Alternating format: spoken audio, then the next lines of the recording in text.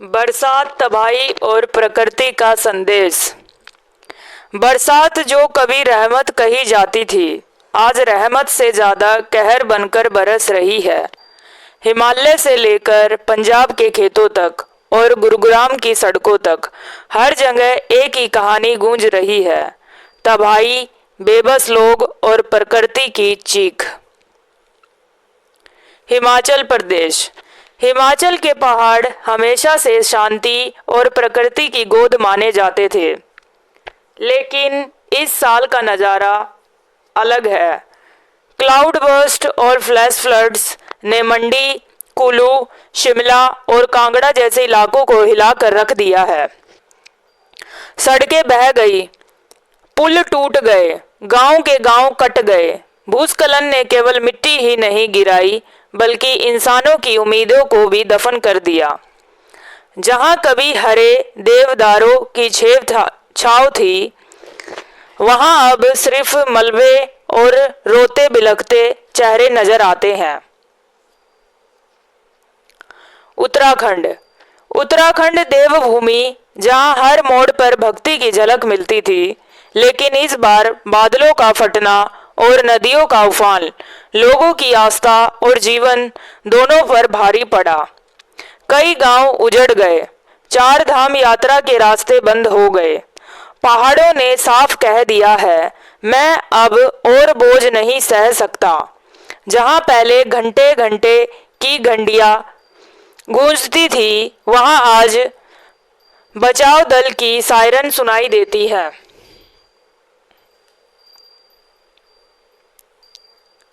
पंजाब। पंजाब, जिसे अनाज का भंडार कहा जाता है, आज पानी में डूबा पड़ा है। हजारों गांव जलमग्न हो गए, धान और मक्के की फसलें बर्बाद, घर उजड़ गए। जहां पहले हरियाली पर गाने गाए जाते थे, आज वही लाउड स्पीकर केवल मदद की पुकार कर रहे हैं। सतलुज और घग्गर जैसी नदियों ने अपनी सीमाएं तोड़ दी हैं। मानव ने नदी के किनारे पक्के निर्माण कर दिए हैं और अब वही निर्माण उसके लिए मौत का जाल बन गए हैं। पंजाब प्राकृतिक बाढ़ से नहीं, बल्कि सरकारी लापरवाही से भी डूब रहा है। गुरुग्राम शहरी बाढ़। गुरुग्राम साइबर सिटी आधुनिक भारत की पहचान, लेकिन एक ही भारी बरसात ने सच्चाई सामने ला दी। कांच के टावर, मल्टीनेशनल दफ्तर और बड़े बड़े मॉल सब पानी में डूब गए। ड्रेनेज सिस्टम पूरी तरह फेल हो गया। लोग घंटों पानी में फंसे रहे, गाड़ियां नाव की तरह तैरती दिखी। सवाल उठता है, अरबों का निवेश करने वाले इस शहर में एक मजबूत नाली क्यों नहीं बनी? यह केवल गुरुग्राम नहीं, बल्कि हर बड़े शहर की असलियत है।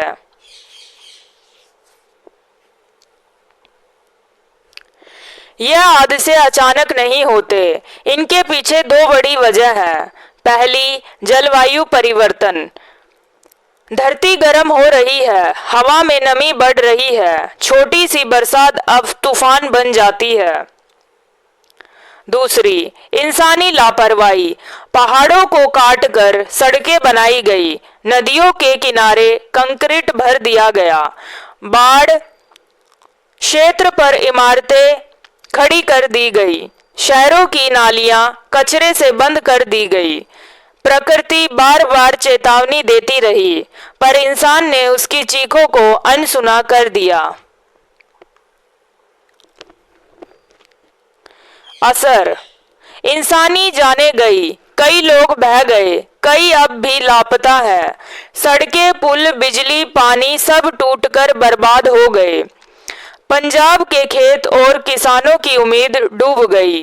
शहरों में जिंदगी रुक गई, दफ्तर बंद, ट्रैफिक जाम, अंधेरा और प्यास का संकट। यह केवल तबाही नहीं, बल्कि चेतावनी है, एक जागने का संकेत। सरकार की नाकामी।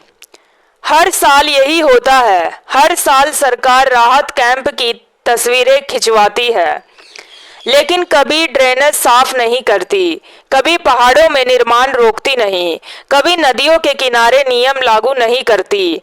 रिपोर्टें बनती हैं, जांचें होती हैं, पर असली काम कभी नहीं होता। और जब आपदा आती है तो दोष केवल प्रकृति पर डाल दिया जाता है। लेकिन सच्चाई यह है कि जिम्मेदारी सबसे ज्यादा इंसान की है और सबसे बड़ी जिम्मेदारी सरकार की है, जो सिर्फ वोट बैंक संभालने में लगी रहती है। प्रकृति का संदेश।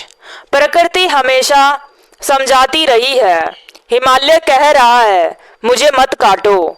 नदियां कह रही हैं, मुझे बहने दो, मेरी राह मत रोको। खेती की जमीन कह रही है, मुझे जहर मत दो। शहर कह रहे हैं, मुझे सांस लेने दो, कंक्रीट का जंगल मत बनाओ। आज की बरसात केवल पानी नहीं है, यह प्रकृति का संदेश है। अगर हमने आज नहीं समझा तो कल सिर्फ तबाही होगी।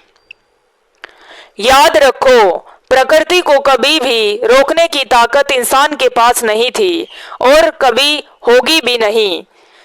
प्रकृति केवल एक ही बात कह रही है, मैं तुम्हारी माँ हूँ, मुझे संभाल लो, वरना तुम खुद को